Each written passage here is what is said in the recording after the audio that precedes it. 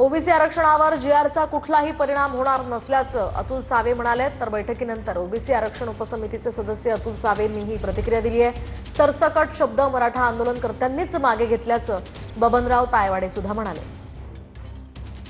सर्वात महत्त्वाचा मुद्दा होता जो राज्याचे मुख्यमंत्री देवेंद्र फडणवीस साहेबांनी पण केलं की ओबीसीच्या आरक्षणावर या जीआरचा कुठलाही प्रकारचा फरक पडणार नाही आणि त्याच्यामुळे त्या पत्राने त्यांना त्यांच्याशी चर्चा झाली। प्रत्येकाचं वाचन केल्यावरचा इंटरप्रिटेशन वेगळं येते।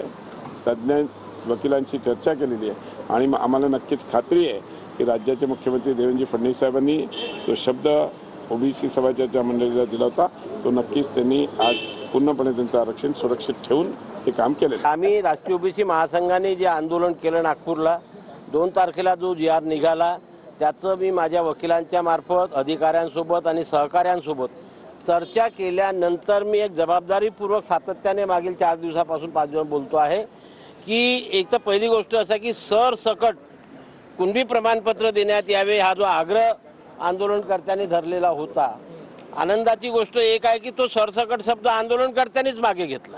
म्हणजे जोपर्यंत तुमचे वडील आजोबा पंजोबा खापर पंजोबा वंशावळ आपण यालाच म्हणतो या वंशावळीतील तुमचे जे काही नाते आहे कुणबी जातीचं प्रमाणपत्र असेल तर तो समोरचा माणूस अर्ज करू